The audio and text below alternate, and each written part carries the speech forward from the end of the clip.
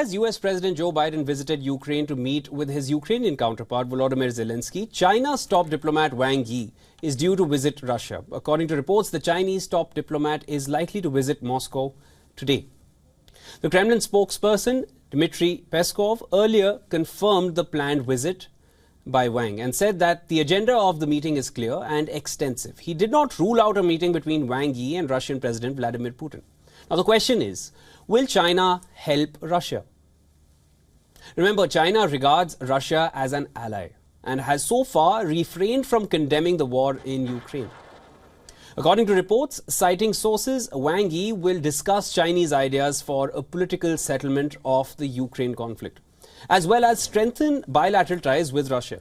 Now, in the latest, China's foreign minister has said that China is deeply worried about the escalation of Ukraine conflict and the possibility of the situation spiraling out of control.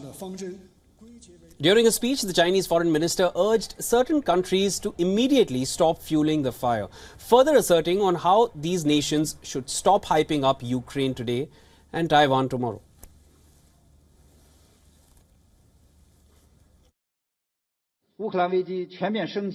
It has been nearly a year since the crisis in Ukraine escalated across the board. The situation is drawing international attention. China is deeply concerned that the conflict is intensifying and even getting out of control.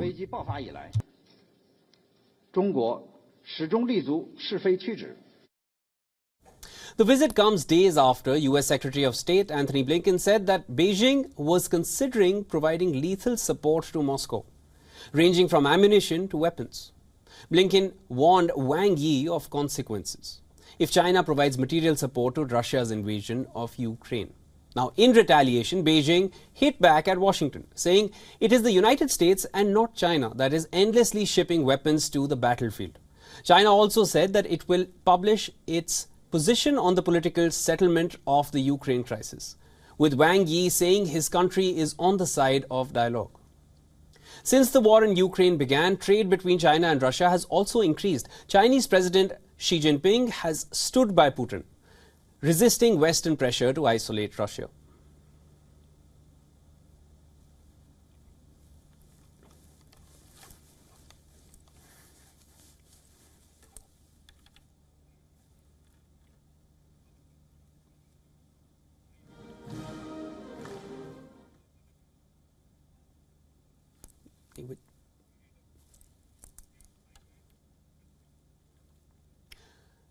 Now, ahead of the Ukraine war completing 1 year, Russian President Vladimir Putin delivered his annual State of the Nation address. Putin's address came barely a day after Biden made a surprise visit to Ukraine. Now, everybody, the entire world was surprised and shocked, but there is news that Russia was informed just hours prior to Joe Biden's visit to Ukraine.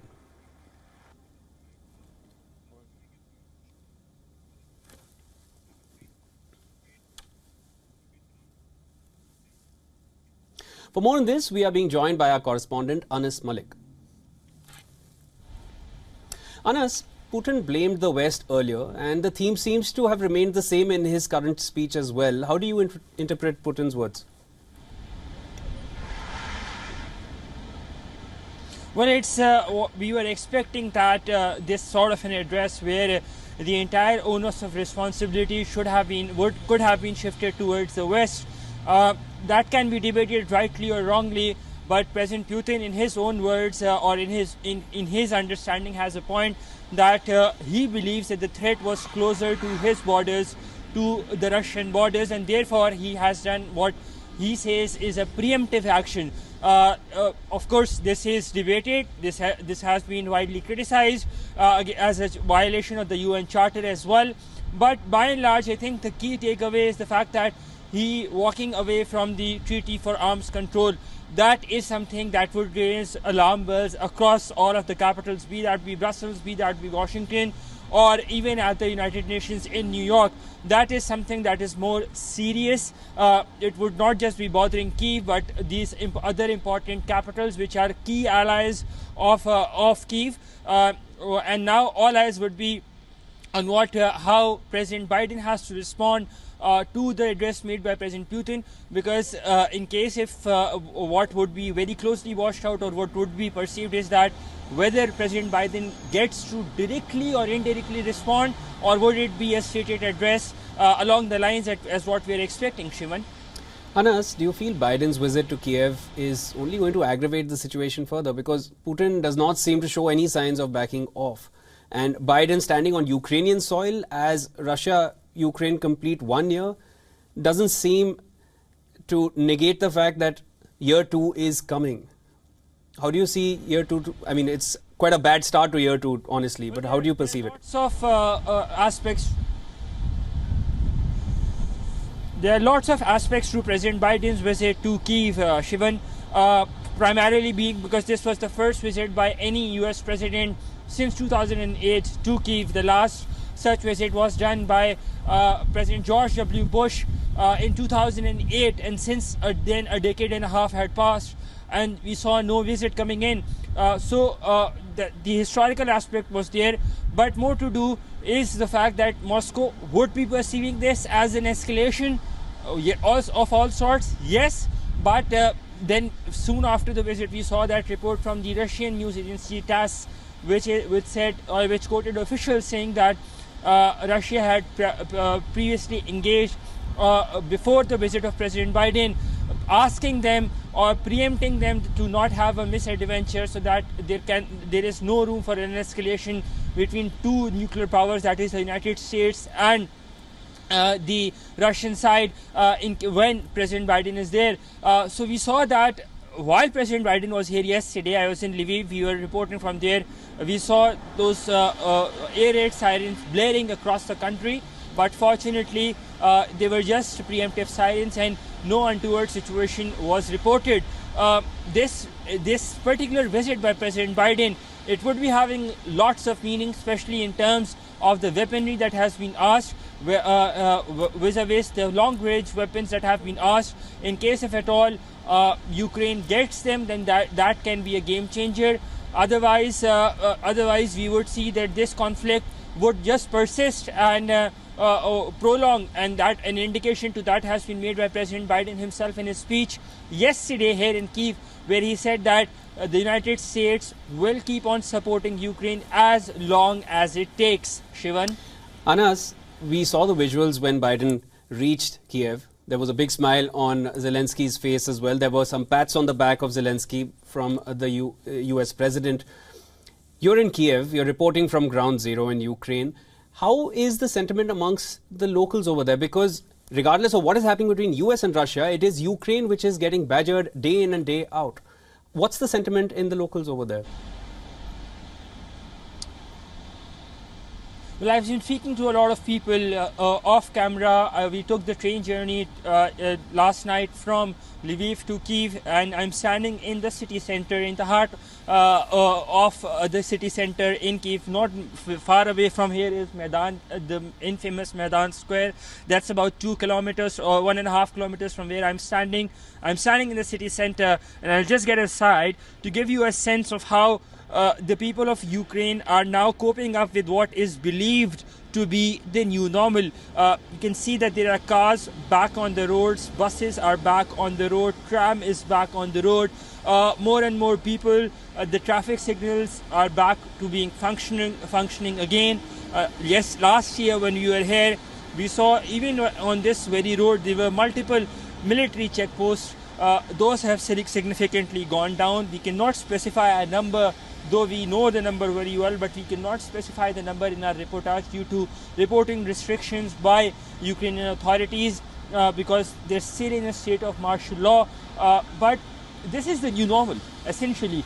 People are getting back, they're getting desensitized to these air raid sirens that go on and off. Fortunately, there hasn't been any air raid siren, at least in the past 24 hours that have passed, which is quite fortunate. But at the same time, let's not forget the fact that the people of Ukraine, the people of Kyiv and elsewhere in the country as well, they have a life to live and they have a life to go on with.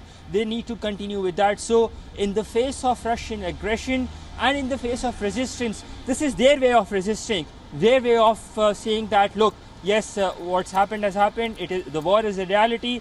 They need to come to terms with it. And an app depiction is right behind me, where you see now restaurants are back to their functioning mode, bars, pubs, they're back to their functioning mode, more and more hotels have been opened. There is an acute problem when it comes to power shortages. That is a new thing that I saw if I compare it from last year to this year.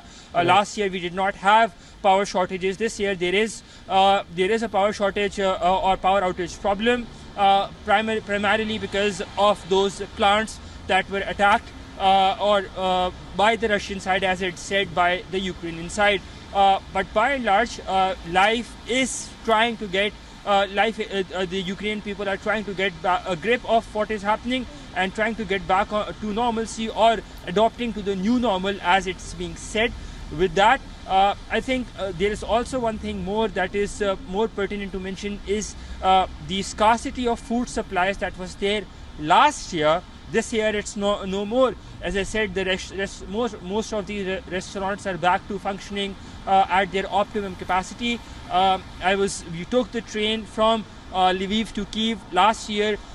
Those heading to Kyiv were just limited. I remember in the train that we took, there were only about 8 or 9 journalists, and then some military personnel and more military equipment that was there in one of those trains that I had taken from Lviv to Kyiv. That was after the war had broken out. This year the train was almost full. It was full with parting couples, it was full with parting families, emotional scenes at the railway stations, scenes of reunion, scenes of the fact that probably they would, because there were some parting couples as well, so they thought there were emotional scenes overall. And you have a ticket as well now in order to get to Kyiv from Lviv, something that was not there. So as I said, by and large, this is a reflection that irrespective of the circumstances, the people of Ukraine would want to get back to new normal. But there's something very interesting I would like to point out. The German Foreign Office has issued an advisory to its citizens, asking its citizens to specifically not visit Russia between the 20th of February until the 26th of February. They believe that there can be an uptake or spirit of attacks on the Ukrainian side, and they really don't want to take any chances.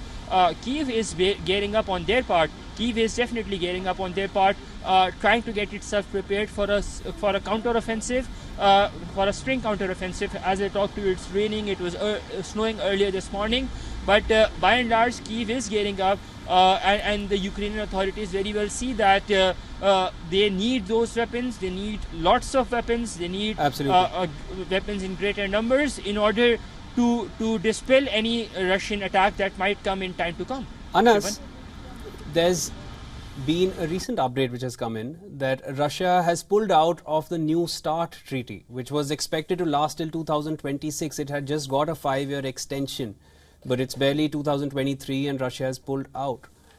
What does that mean for the possible nuclear attacks from both sides between US and Russia? Well, as I said at the start of the conversation, this would raise alarm bells not just in Kyiv but in Brussels, in Washington, and even in New York at the UN headquarters.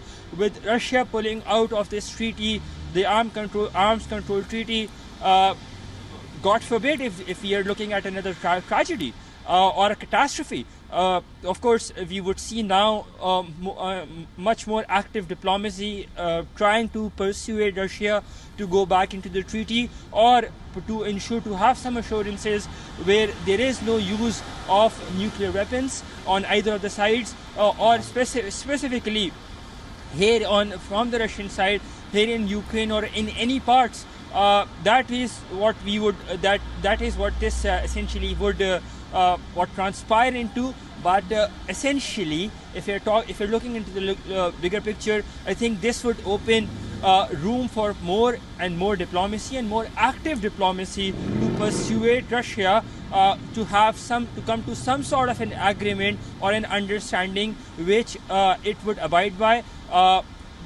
Turkey and even India would be very, very closely watched out, because they're friends with both the sides, and in some hours from now we'll be seeing a renewed push to both the sides, be that be India and be that be to Turkey or Turkey, to have or to ask Russian side to come onto the negotiating table and get done with some sort of an agreement or an understanding, so that a catastrophe of sorts can be avoided in the longer run. Shivan? Thank you for all those updates, Anas. Anas getting us all those updates from Kyiv.